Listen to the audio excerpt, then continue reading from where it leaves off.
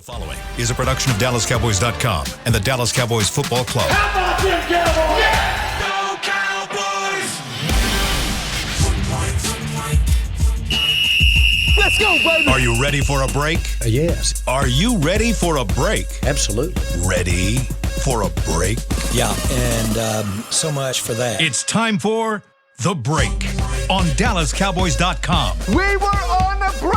with Nick Eatman, Brian Broaddus, Ambar Garcia, and Derek Eagleton. It is Friday, October 28th, 2022, season 18, episode number 61. Welcome to the latest edition of The Break. We are live from the SWBC Mortgage Studios at the Star, presented by Miller Lite, the only beer of the Dallas Cowboys. And today we will get you guys ready for Cowboys versus Bears. It happens this Sunday at noon at AT&T Stadium. We'll have some fan questions. You guys have already loaded me up. Thank you guys out there on Twitter. Got plenty of questions from fans. Let's start first with injury report. And let's talk about some of these injuries. And here in the last, I guess, 5 to 10 minutes, we got a little bit of an indication on what's happening with Zeke that sounds a little different than what Mike McCarthy was willing to give. It sounds like Jerry Jones was on the fan and gave his own perspective on that. I'll read this quote. Our own Patrick Walker had tweeted this. The quote from Jerry, yeah, for sure. And it has everything to do, and this was in reference to whether Zeke could be ruled out this Sunday. Yeah, for sure. And it has everything to do with how this weekend, I don't know how Patrick wrote this, this weekend with this bye coming up. I'm not sure we would have done it this way had we not had the bye. This just gives us too good of an opportunity, and we'll see how he responds as the week goes along, and if we don't use Zeke, to get him in top shape. Mike McCarthy said something to the effect of he does have a chance to play in the event he practices tomorrow. He is trending well, but it all is going to come down to a game-time decision. What are you guys thinking? What do you think happens here? I think this head coach hates that the owner talks twice a week because everything Jerry just said for 75% of that quote is that he's not going to play. Right. And then he gets to say at the end, that's if we don't use Zeke. So, I mean, I don't know. It sounds like – and then McCarthy's trying to play a game – with the Bears, like, well, maybe he's looking good, he could play, And so I wrote the story is if they played today, he's not going to play. But if he continues to make progress, then, it sounds like if McCarthy says, if Britt Brown and Zeke said, hey, I'm good to go on Sunday, they're not going to not play him. Yeah, right. I think Nick's story is going to be very accurate here. I think that, to me, the word I heard was slim. And I said, oh, thank you. I'm trying my best to slim down. No. Yeah. You're not talking about you. No, I'm talking about me. No, we're talking to player, Yeah. dumb A. But no, it's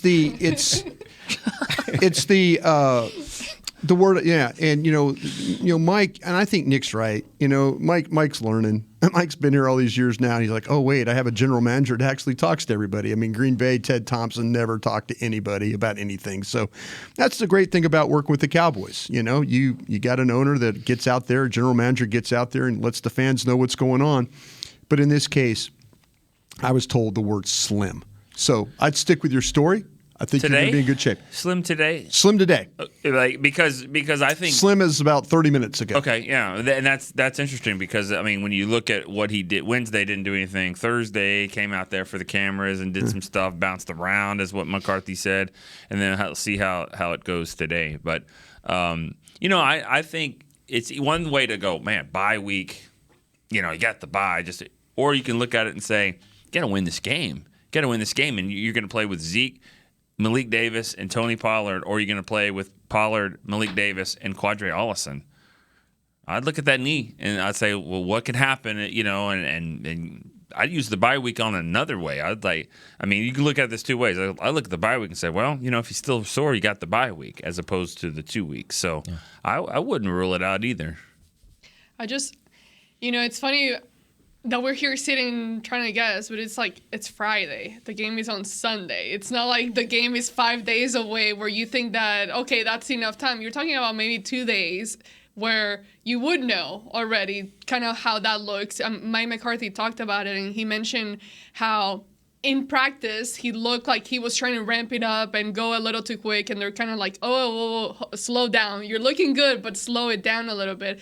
And mention, let's see what he does tomorrow in tomorrow's practice. But to me, I don't see this game being a full-on necessity. Like, this is not, you're going to win or lose this game whether Zeke is available or not. I think they can still get away with the win without having to put Zeke out there. And they know better. They know. And I think that Zeke is very much in tune with, I would imagine after experiencing last year, with kind of his body to where he's not necessarily going to be saying something that, or like trying to hide something just for the sake of being out there and playing. I think he's mature enough to know, oh, hey, maybe I do need to sit this one out, even though he's a huge competitor. But either way, I just don't see it. Yes, I would love to have Zeke out there, but I just don't see this being like, man, win or lose is going to depend on whether Zeke is there or not. I think they can effectively still run the ball with a guy like Tony Pollard, and then if you want to put Malik Davis out there too. Yeah, I kind of agree with you, Amber, but it's more about the fact that I think Tony Pollard can still be Tony Pollard and probably give you a little bit more. I think Malik Davis, at least what I've seen so far, suggests that he can do maybe what you don't want Pollard to do. Nick, you talked about it yesterday, those short yardage, those goal line type situations. I think he might be okay to be able to do that if you don't want to give it to Pollard, because I do think Pollard can do some of that. Yeah. I wouldn't put him in a situation where he's doing that over a 5 or 6 week period. But for one game, and you've got Malik Davis, I do feel like you have enough in your backfield that you can still do some effective things to be able to run the ball, especially against a defense that has shown it's not great against the run. So I actually agree with you on that, Amber. Wow. Why you say wow? No, because you say you actually agree. Like we're always in disagreement. No, it's not that. It's more that I don't know that a lot of people out there listening to us, and I don't even know if these two guys sitting here with us agree with that. Like, I think a lot of people probably would think, hey, no, Zeke makes a huge difference. I bet if you ask the coaches, they'd probably say, we think Zeke makes They won 4 games with a backup quarterback. I'll believe anything. They can do anything right now. They can do anything right now. But, it's as long as this game is going to come down to their ability to play defense. Yeah. And it's going to come down to, can you make the Bears very one-dimensional? If you make them very one-dimensional, force their quarterback to have to make plays, like Amber says, running the ball with Tony Pollard and Davis and Dak, throwing the ball to Schultz and to CeeDee and those guys, you should score enough points to beat these guys. That's where this is going to come down to. You got to look at the big picture of this thing. It's important to win games. It really is, because you only have, 17 of these now, right? And the fact that, Philadelphia hasn't lost yet, you can't just go into a game. I mean, if your players are just on the, if 50-50 on playing or not, you got to really consider that, because you can't keep giving away games. I mean, you look at the Eagles' schedule and the way that they're playing, they got a lot of the similar teams that you have, but they also have a couple in there that they should just walk. And you're like going, okay, how far, it helped last night that the Buccaneers lose. I mean, let everybody just keep losing. And, if you don't win the division, get the best seeding you can in that wild card bracket. That's the thing. At the end of the day, just add them all up. And, losing a game to the Bears and then going into the bye being 5-3 and Philadelphia playing Pittsburgh, probably being Pittsburgh now. And in Houston next week. Yeah, and then you're going, well, okay, look, now where are we playing for? Are we going to catch them? Is something bad going to happen to them? So I'm about winning these games if you can, but I'm also big picture thinking Green Bay, Minnesota, games with the AFC South coming up. I mean, just think a big picture of what you're going to have to do, to put yourself in position to get in the playoffs. Now, yesterday we had a couple guys pop up on the injury report. Micah Parsons popped up there. So did Sam Williams. Although Micah was limited, Sam Williams did not practice. What are we hearing about them? Sounds like Sam Williams, he's got to practice tomorrow to be able to play. Micah Parsons, I don't think is an issue at all. You got to remember, everything's got to be reported on the injury report, or you can get fined for it. So anything and everything that keeps you out for a little bit, hang nail, you got to go to the bathroom, and they might just say stomach. Whatever. If you miss, it happens. It happens. So, anyways, I think he's fine. Sam Williams, though, we'll see. I mean, that could be an issue. Their knee injury, it pops up on the middle of the week. maybe not. Yeah, late in the day, I kind of got the indication that Sam might be okay. Might be okay. But like Nick says, I mean, you never know. I mean, they say it's going to be okay, and then something, maybe he wakes up and it's not exactly okay. But last night late, because I was concerned, like, Sam Williams, what, knee? And then the comment I got was should be okay. Okay. So, but all these players you kind of need to be worried. I mean, Noah Brown, people are asking me, what are they going to do with Noah Brown's foot's not good? Yeah. Does Tolbert get more opportunity? What happens? You play more 12 personnel. How do you work around these things? So, yeah, you start taking, Noah Brown. Noah Brown will come up with 4 catches a game. 2 of them might be a first down. I mean, he won the damn Cincinnati game for you, making 5 for 5 catches. So he's a guy that you're going to probably need. In this football game. So there's a lot of moving parts here going into this game right before the bye. They're spewing oil right now. They're just trying to get it to the finish line. Malik Hooker, where are we on him? I don't know, man. That one didn't sound good. Hamstring, misses 2 days. Didn't practice at all. Didn't practice. He was limping around in the Changed game our the other day graphic too. on social media. No, Yeah. no, we didn't change it. We didn't change it. No. We haven't changed it yet. No, as of this point, He's got a backup plan. We think he might play. We'll see what happens on Friday. We'll see what happens today when the injury report comes out. Yeah. For a lot of guys. I mean, this is where they put a status on there. We'll see what they do with Zeke. We'll see what they do with Malik Hooker. He's a 2-word guy. See what they do with whoever else. Noah Brown. Schultz, Steele, they were on there, but they were limited. So Yeah. Schultz they're was okay. Steele was fine, and Schultz were fine from what I Schultz will heard. be on the injury report for the rest of the year. Yeah. Probably. Yeah. I mean, Yeah. it could be. Is that The kinda way where it that is? the Yeah. way that injury is, it just could be. I mean, Keeps getting bent back like that. He'll be on it every week. yeah, for I sure. was thinking, Yeah. God, it's like that's certainly That's the doesn't feel worst tackle a guy could have that's coming off a knee injury. That one you're like, okay, he's done. It's the final straw. He's done. That was it. We're going to take our first break. When we come back, I did want to ask you guys about Damone Clark. He's been activated at this point, so I want to get your thoughts on what you think will happen with him, where he might be used, and how soon. We'll talk about that when we come back. DallasCowboys.com radio. Todd thought it would be secure to jog in the cheetah savanna. Todd believed the big cat repellent he bought online was reliable. And now, Todd is trying to be faster than this cheetah that can run 80 miles per hour. But the good news is, Todd has AT&T 5G that is fast, reliable, and secure. And he learned the best thing to do is stop running and toss her the backpack with the beef stew. AT&T 5G. Fast, reliable, secure. It's not complicated.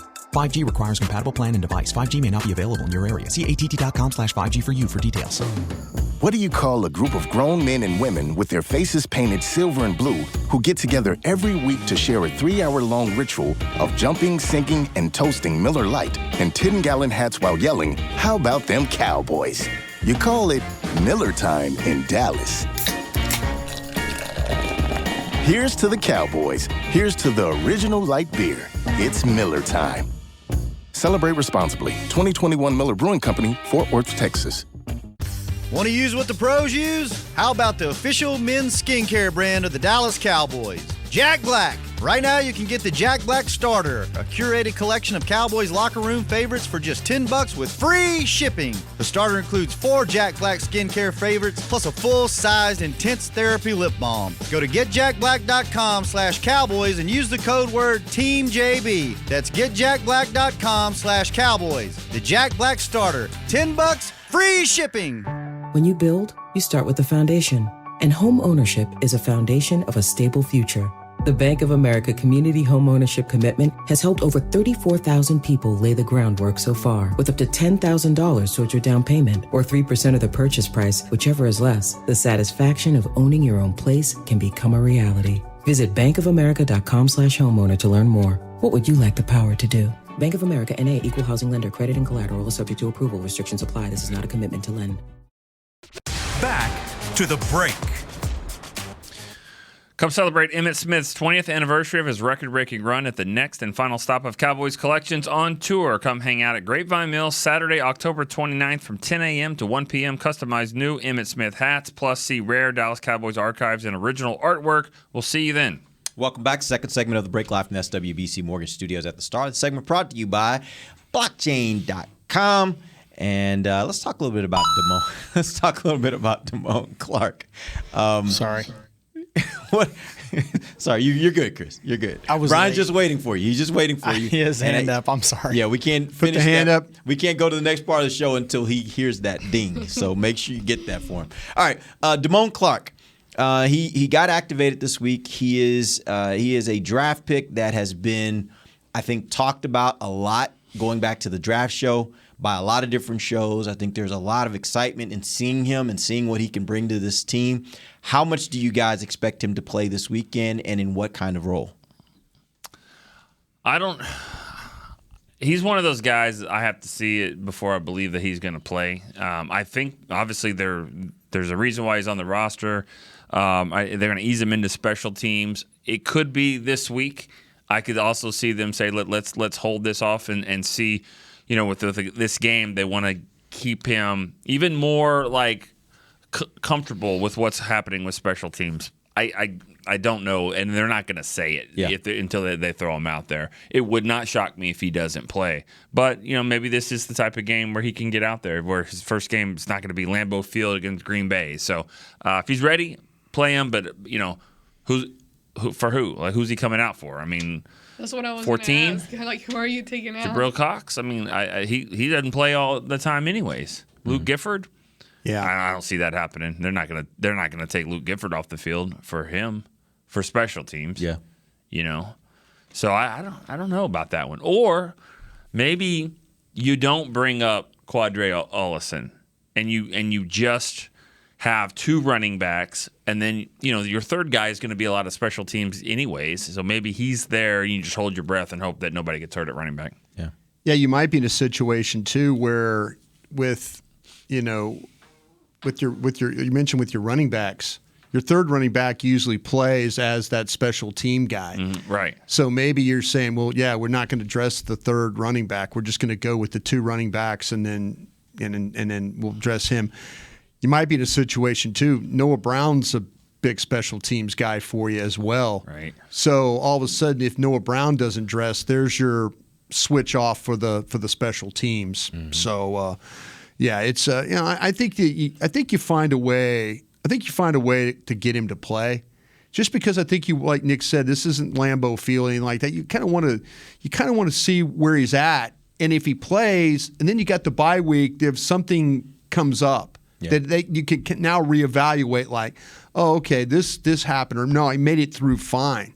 So I just don't know how you keep a 6'3", 245-pound guy off the field. Yeah. That plays as well as he does. And this is not LSU homerism, but this kid is tough and he's physical. And, I mean, he's a load to deal with when you watch him play. I mean, he causes problems. I mean, the games I watched him play, and just for evaluations, A&M, Alabama, Florida, I mean, those are big games. Those are big games. And this guy's like sideline to sidelines, he's making tackles, he flows well, he runs well. I mean, they're talking about him and Micah and that competition. You hear about this with like the GPS speed. Like, these guys are having a competition to see who can run the fastest. I'd say a 6'3", 245-pound guy running like that number 11 runs the same way. I think you got to kind of find a spot just to see what you got. Even if it's taking Jabril Cox out of there. Okay, I'm sorry, it's LSU on LSU crime here. You're coming off, you're going on. That kind of thing. I talked to Dak about him the other day. About whom? Damone Clark. And he said what he loves about him is that he is absolutely all business. Yeah. He goes, immediately once he got here, Britt Brown fell in love with him. If you don't know Britt Brown, that's a big deal. Like that's a thing right there. He's intense, and he likes intense people. Yeah. And Damone Clark was serious about his rehab, serious about coming back. Didn't care what the other doctors said, but he won't play this year. He said, "Watch me, watch this." And Dak said, watching him at LSU, he's like, "There's a tradition there. I mean, if you wear number 7 and you wear number 18 on LSU's team, doesn't matter what position." You are a badass. Yeah. Because you wouldn't get the number if you weren't. So he said when he saw that, and he said he pops up on tape. He said he's a Louisiana kid too. Yeah. Which Dak, is as well as I am. And Shreveport, right? Shreveport. Yeah. Yep. Which probably spent the least time there of all. A year. It was a year. It was my first year of my life. It was an interesting year. Interesting year. Yeah. But I tell you what, Dak's got this kid right, though. Yeah, he's ready. He really does, man. I mean, and Britt is, like you mentioned, is super intense. Salty, mad. I mean, if you're willing to follow his program, he will get you back as quickly as possible. Your players talk about it all the time. Yeah, I mean, He knows it's what crazy. he's doing. It's crazy how he, you can talk to him and he won't tell you hi sometimes, but you know that player's getting taken care of.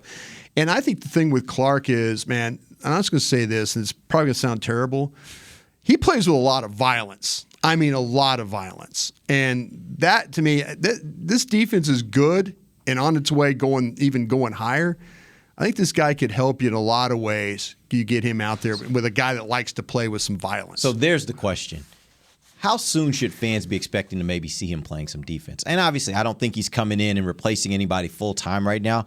But could they this weekend start to see him eke in there a little bit? And he's kind of replacing Barr on some snaps and kind of seeing what happens, right? Yeah, how does Dak play? Yeah. Seriously. Dak plays well, and they go and they're you're saying they get a lead? Yeah, 27-10, whatever. Then they'll play some of your guys a little bit, and not just him. Yeah. Some, let's see Kelvin Joseph at corner. Let's see some things like. I'm sorry, did that come out? Yeah. That wasn't supposed to come out? Yeah. I'm sorry. Your eye okay there? Sorry. Sorry. Sometimes my face gives away things that are in my head. Let's see Malik Davis run the ball. Let's see Fernie. No. It'd be nice to have a lead in one of these games where you actually don't have to sweat it. Well, this last game, you saw sounds of the sideline. That was funny. And Dak was like, "You want some of this?" Like he's talking to Cooper, like, "You want some of this?" Like, he's like, "I've already had some." I'm good. That was funny. Yeah. It was. I mean, that's the thing about it is, but I'd like to see him get an opportunity. I think with coaches, it's about trust. Yeah. It's about trust. People ask me, well, why doesn't Jabril Cox play? They don't trust him yet. They trust him on special teams, but you got to do things to give these coaches reason to put you out there. I mean, you've seen players. They already kind of thrown guys out there, not as just kind of because they had to. I mean, we saw it with Deron Bland. He got thrown out there with Jordan's injury. Yeah. He did well. We saw it. Sam Williams, he got thrown out there, and he kind of has met expectations as well. So you see it with a bunch of different guys this year that they've done it at times, and it seems to be working out that way. And I'm going to add to what you're saying about trust. I don't think it's necessarily like we're scared to death of you playing as it is. I trust the guys I've got. It's just like in anything, the jeans that you're wearing. Like, I got these. I know they fit. I like them. I don't really want to. They're probably really nice jeans, but I got these, and they're good, and I trust them. It's about knowing that. Oh, I trust Van Der Esch. It's not that Jabril Cox could just mess the whole thing up or somebody like that. It's just that coaches are stubborn and they like their guys and they don't want to have to change it if they don't have to. That's why the trade deadline's so funny for teams that are kind of rolling along well. Everybody says, oh, you can make one move and put you over the top.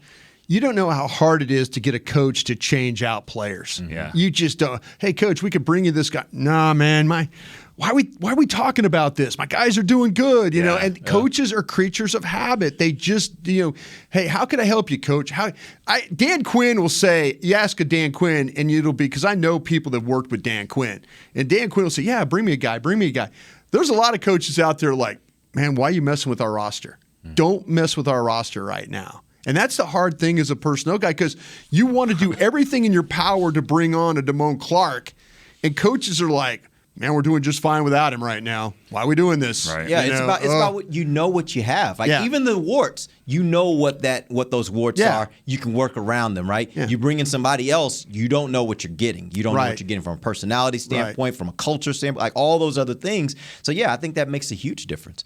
Absolutely. All right, so let's get into some fan questions. We got several here we're going to run through. We got a question here from Todd. He says, everyone loves Dak, but why do his teammates seem to always receive the brunt of the blame when he isn't playing well? Now it's the receivers who aren't good enough. Maybe Ford needs to play better too. You guys agree with that statement or no? I think you have to be fair about it because I know me personally, I've I've not just put it on one body. I've not, trust me, doing 5 hours of radio a day is a beating when it comes to Dak and quarterback talk. Mm-hmm. You do it around here, quarterback talk throughout the history of the Cowboys. Even in the 70s when I was growing up, Morton, Staubach, it was, they're rotating him. What? That's what this job is. And so, I'm not going to sit there and just lay it all on the feet of Dak. Kellen Moore, be better. Ambar says, Kellen Moore, be better. And Brian Broaddus agrees with her. Receivers, get open. Find a way to finish plays. Offensive line, give him some time. Quarterback play just isn't all about the quarterback.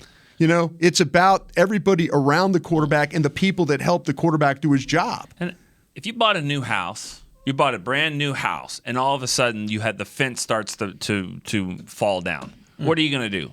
Sell the house? You get a new house, or you're just going to get a new fence?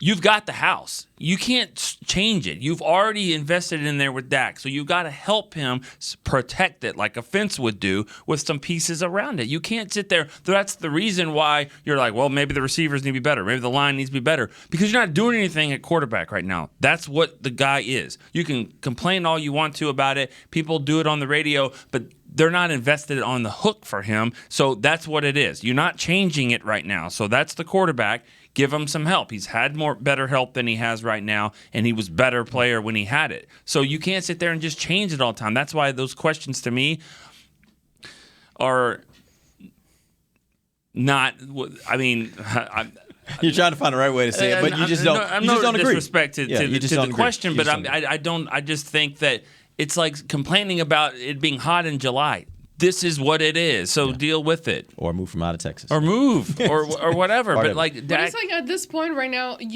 we haven't. I'm gonna say we haven't seen enough. We've seen years of him, but I think that specifically this year, and not taking into account what happened in the first game, because that's different than how the team looks now. I think. You got the running game working for you. Every single week, it gets better and better. They get better at running the ball. Now you got Dak back. Last week, I thought he had a good comeback. Given the fact that he had not played games other than just one, he was out the preseason, he hadn't been practicing for those 5-6 weeks, whatever it was. I think that we need to give him more time to see, because it comes down to the receivers. And I saw and I hate that we have to keep bringing up Amari Cooper, but I saw it. I was reading some comments of Jerry Jones was asked on the radio about him again, if they're kind of they're missing him, yeah. They're missing him, and he's like, well, I forgot, what did he say exactly? Hold on.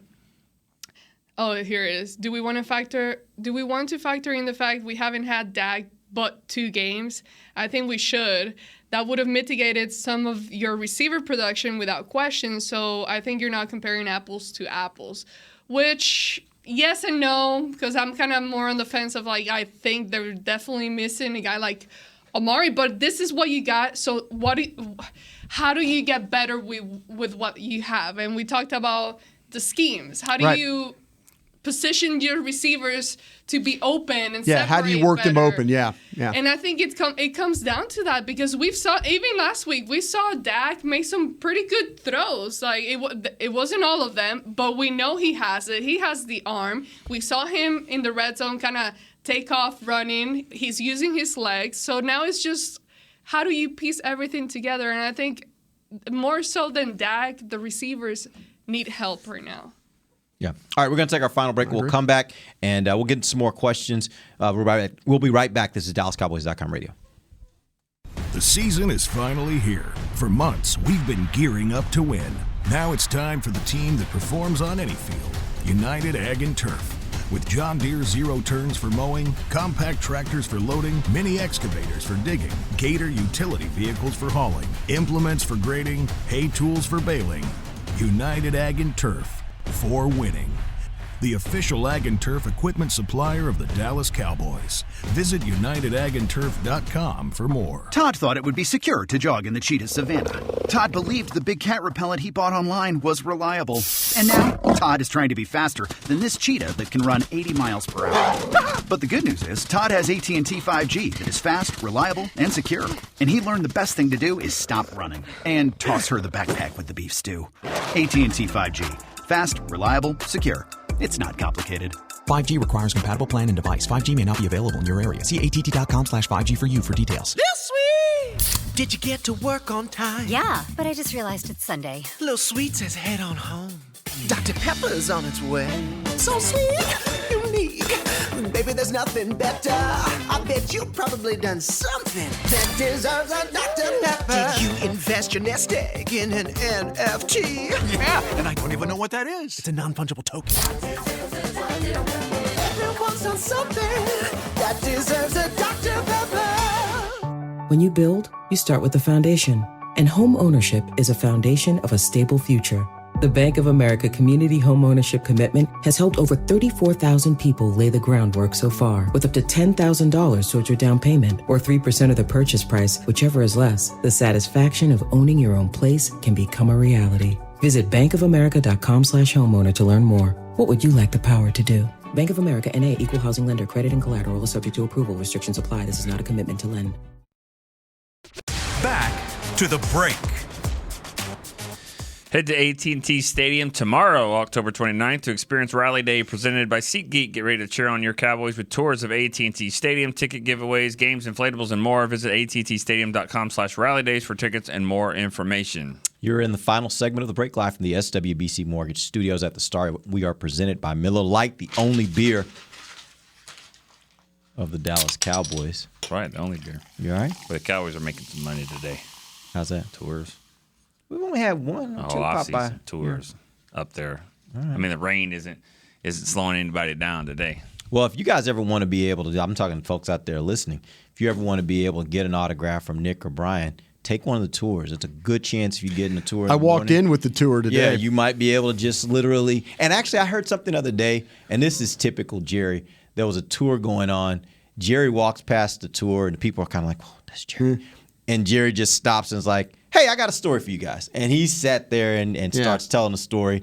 That's the kind of stuff that happens that I think makes people want to do tours, because you just never know what's going to happen around this building. And obviously, Jerry knows how to play it up. He knows how to make sure you get your money's worth. If you run across Jerry, you're going to get your money's worth on that tour. I was leaving the other day, ran into a couple, and it was just them two, I guess, doing the tour. And they listened to the show, actually. They're like, "Oh, yeah, I listened to the show." And they mentioned, we just got done talking to Jerry Jones. He was just walking by, which is, I mean, it doesn't happen all the time that he's walking around these hallways, but it's really awesome because he does take the time to say hi to anybody and everybody. So if you ever run up to him, make sure you say hi, because he will definitely stop down and have a conversation. This place, you know those old Sports Center, or they still do them, those Sports Center commercials where in the office. It reminds me of that sometimes, because, you know, every now and again you'll just see Drew Pearson come by, or Roger Staubach, or Darren Everson Woodson. Walls. You know. Roger Staubach. He walks past. He's walked past our office a few times, just kind of like we're sitting there working, and next thing you know, it's Roger Staubach. The other day, I just literally, it was just looked up, and it was just like a blur, and it was Rowdy on a scooter. Seriously, just coming by, and I was like, did that really happen? Like, it does. And welcome to the Star. One day. And like the funniest thing you'll ever see is Broadus feet up, looking at tape, just kind of see how the fit is. He's coming off the edge. You get a little closer, and you see Sting, the wrestler, in full uniform with the bat, just like pointing, like, okay, so what happens there? He's like, see, because he blocks in the inside, he's gonna pull. It's why I didn't get a video of that. I'm so glad you remember that story, Nick, because it was awesome. I was sitting there and I didn't even know he was sitting there, and I'm sitting there watching, and then literally I'm sitting there watching, and I'm kind of like, and he goes, Romo's throwing the ball pretty well there, and I turn around, I'm like, And he's in full gear. He's full in makeup, full everything, Sting gear. Jacket, He's kind of looking at me, kind of watching the film, and I'm like, yeah, and if you watch what's going on here, super nice. I mean, he was in that time, you guys, everybody, we did the thing when he was in town, but that was one of those moments where because he goes, man, Romo's throwing and I didn't even hear him, and I turned around and I'm like, oh, yeah. And here, let me run this play back for you and show you, and it was just kind of like, yeah, that's what happens. Every once in a while, you run into people. Real quick, I went on a tour. I didn't do the tour. I stopped in. I kind of melted into a tour, and they were explaining why the Steelers have only one logo on the side of their helmet. And the guy asked me, the tour guy goes, Brian, do you know why? And I'm like, well, let me tell you here. This is why, and so I went into the full story why, and then everybody's like, "Oh, wow!" And they're like, the tour guide was like, "Well, thank you, Brian, appreciate it." And then I'm like, "All right, you guys have a good day." I kind of walked on my way. Our office is really close to this one wing of the tour. And you obviously you hear him. You hear the script over and over, and so it's like over. And I can definitely give that part of it. 20 consecutive winning seasons. Yeah. 5 Super Bowl wins, but 7 Super Bowl MVPs. How? Why? How? Why? All right, let's get not a flag. It's an Nick's orange. favorite moment was when John Kreese came up here.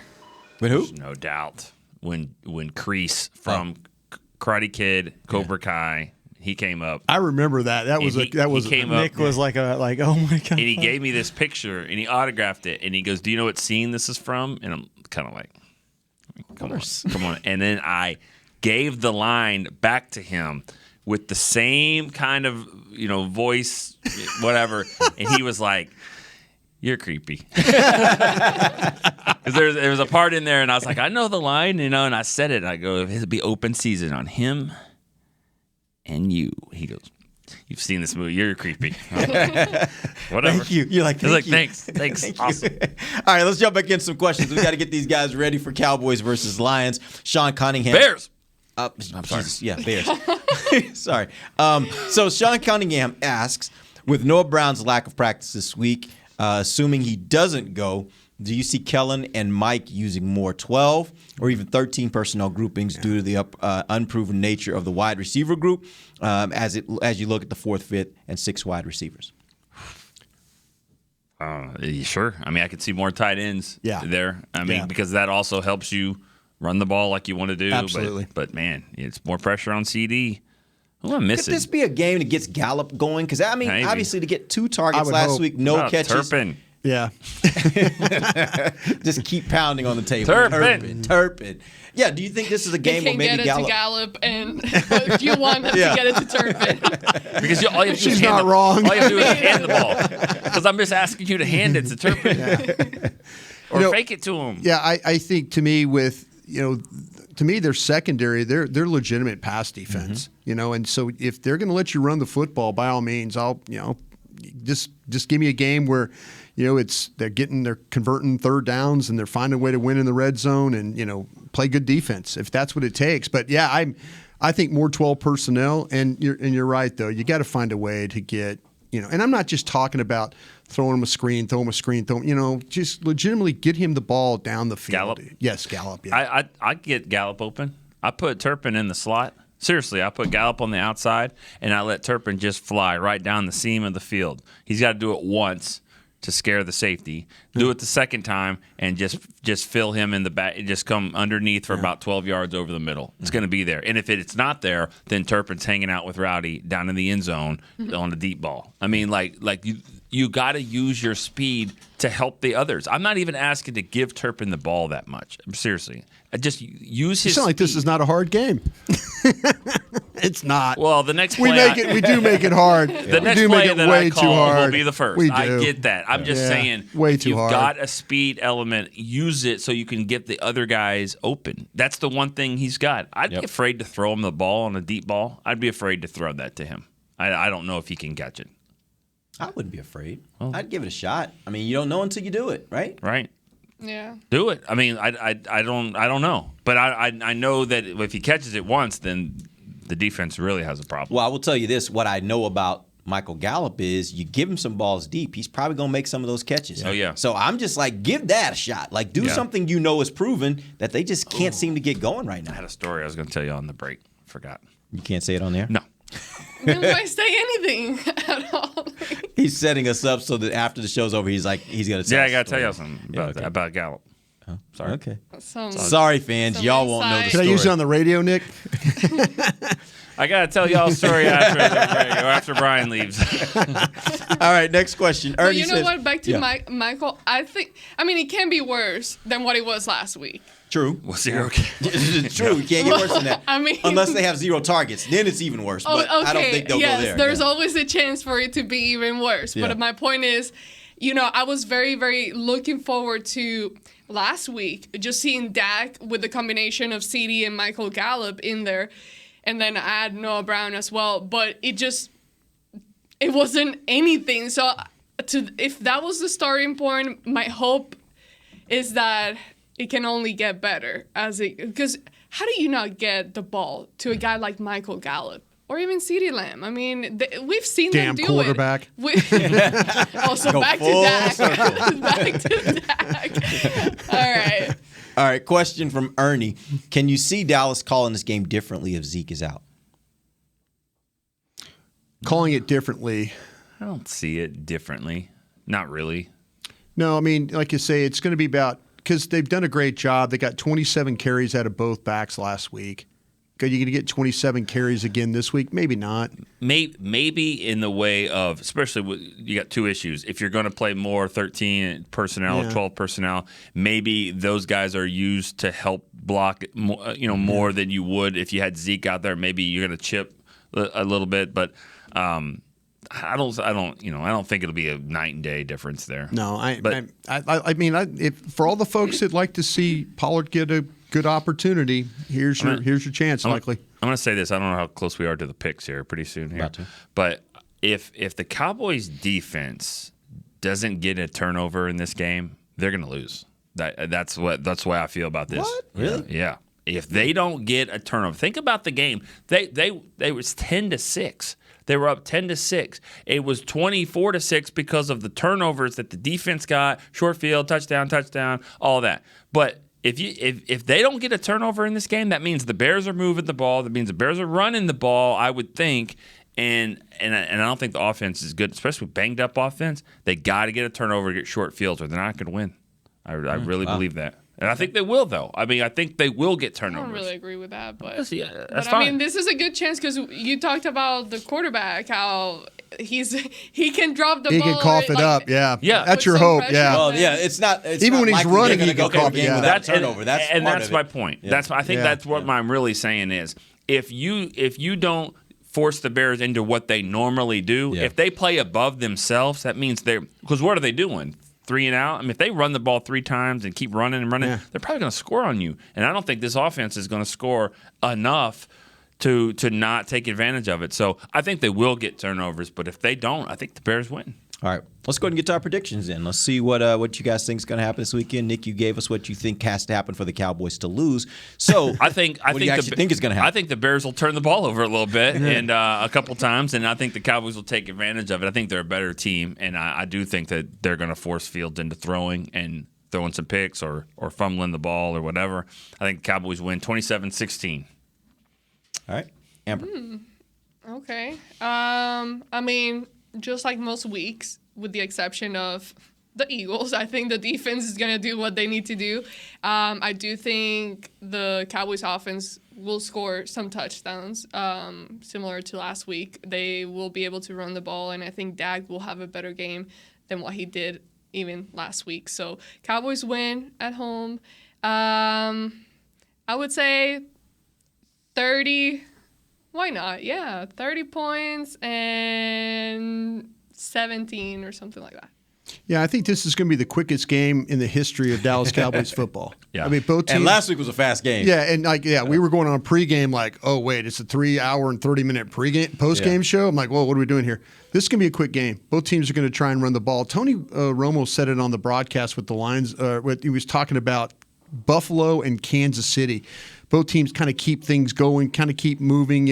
That's with your offense. You're not going to always score a lot of points, but the clock keeps moving. And I think it's going to be a low-scoring game. I think it's going to be the Cowboys. I could see a 24-13 game, but it's going to move quick because both teams are going to just try and run the ball, establish their identities, and see if they can make the other one, have to throw the football. And if you can make the Bears throw the football, they're going to lose the game for sure. But I think this is going to be both teams trying to run the ball and establish that identity that they've had coming in. I think this is going to be a blowout. I think the Cowboys. Falcons like 45-3 kind of blowout? No, and actually, I don't think the Cowboys are going to score a huge amount of points. I actually think they're going to score about 23. But I think they're going to. I think they're going to blank the Bears. I don't think the Bears score at all. I think this defense. And that's one of the things about this defense. I think one of the reasons why teams have had success running against them is because they are going to get the quarterback. I think in a game like this, going to get the quarterback is about stopping the run. And they will be solely focused on not letting this team run the ball. And if they do that well, which I expect they will, then I think they'll pretty much shut them down. And I think they'll blank them. I think it'll be a 23-0 win for the Cowboys at home. Not even a field goal. Not even a field goal. This team scored 30 points in the rain against Belichick on the road. That's just, I don't know if you've been watching New England this year. Surprisingly. New England is a very, very up and down team. I don't take from that. And I will say this: Dallas's defense far superior to whatever Belichick is doing up there in New England. I get it. I think they can shut bold. this team down. But I'll tell you this: I don't look at this team a ton different than the team that they played last week, and they held that team to 6 points. I think my prediction is in the first quarter, someone's going to be yelling at you going, how'd that go? How'd that shutout? I mean, I think they'll kick a field goal like early on in the first drive and be like, well. You started the week saying how your mind had kind of changed about the Bears a little bit after they played on He had them at negative 7 points. I thought before I saw them play Monday night, I thought the Bears were the worst team in the NFL. I don't think they're the worst team in the NFL anymore. I still don't think they're very good. Personally, that's the Buccaneers. The Buccaneers are the worst team in the NFL. And if you watch them, they are a tale of two different teams. Some weeks they can show up like last week and play pretty good. There are other weeks when I've watched them where it's been like, what the heck was that? That's horrible football. Yeah. Like undisciplined football. It looked horrible. And I think that's probably what you're more in line to see this weekend because I think this defense can make them look like that. Okay, I guess we will see. They have some, They have some decent wins, too. Yeah. They're actually, I think two of their wins have been in the pouring rain. Yeah. So I don't think that's going to happen this weekend. Definitely won't happen at AT&T Stadium. I don't say definitely to anything. I'm going to say definitely. Can't get the roof closed. That would be a problem. That would be a problem. All right. Appreciate you guys joining us. We'll be back on Monday. We'll tell you what went right and wrong for the Cowboys. Till then, for Nick Eatman, Brian Broaddus, Amber Garcia, I am Derek Eagleton. This has been The Break, live on DallasCowboys.com radio. This has been a production of DallasCowboys.com and the Dallas Cowboys Football Club. How about this, Cowboys? Yeah!